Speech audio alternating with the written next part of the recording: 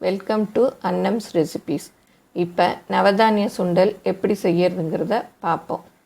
இதுக்கு தேவையான பொருட்கள்: வெள்ளை கொண்டக்கடலை 1/4 கப்பு, கருப்பு கொண்டக்கடலை 1/4 கப்பு, வேர்க்கடலை 1/4 கப்பு, காராமணி 1/4 கப்பு, சோயாபீன்ஸ் 1/4 கப்பு, பட்டாணி 1/4 கப்பு, கொள்ளு 1/4 கப், ராஜ்மா 1/4 கப், பச்சைப்பயிறு 1/4 கப், உப்பு தேவையான அளவு, தேங்காய் 1/4 கப்.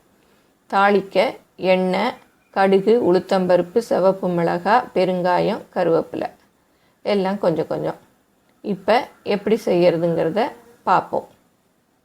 முதல்ல வேர்க்கடலை, பட்டாணி, காராமணி 3ஐயும் நல்லா கழுவிட்டு 8 மணி நேரம் ஊற வச்சுக்கணும்.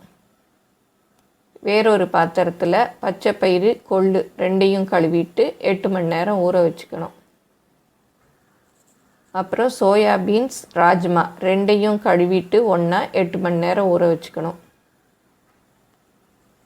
அப்புறம் வெள்ளை கொண்டக்கடலை, கருப்பு கொண்டக்கடலை 2ஐயும் கழுவிட்டு அதையும் 8 மணி நேரம் ஊற வச்சுக்கணும். இப்போ ஒரு ப்ரெஷர் குக்கரில் ராஜ்மா, சோயாபீன்ஸு, வெள்ளை கொண்டக்கடலை, கருப்பு கொண்டக்கடலை எல்லாத்தையும் போட்டு அதுக்கு தேவையான அளவு உப்பையும் போட்டு 2 விசில் சத்தம் வரைக்கும் வேக வச்சு, வெந்ததும் தண்ணி இல்லாமல் இந்த மாதிரி வடிகட்டியில் போட்டு எடுத்து வச்சுக்கணும்.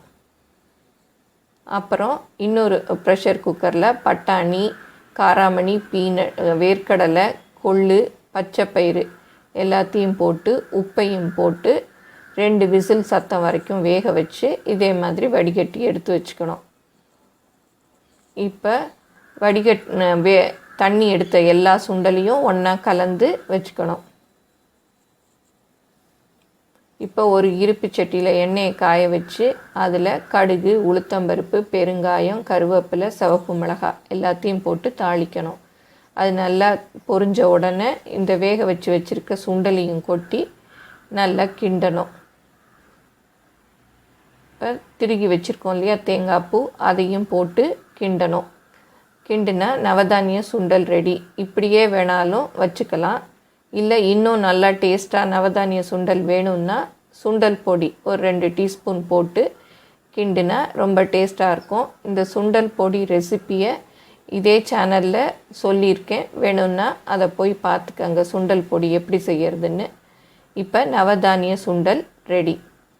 இந்த நவதானிய சுண்டல் நவராத்திரி சமயத்தில் செஞ்சோன்னா ரொம்ப விசேஷம். ஏன்னா இதில் 9 தானியங்களும் கலந்துருக்கிறதுனால இந்த சுண்டல் ரொம்ப விசேஷமானது. இந்த ரெசிபி பிடிச்சிருந்தா லைக் பண்ணுங்கள். மேலும் இது போல் பல புதிய ரெசிபிகளுக்கு எங்கள் சேனலை சப்ஸ்கிரைப் பண்ணுங்கள். தேங்க்யூ.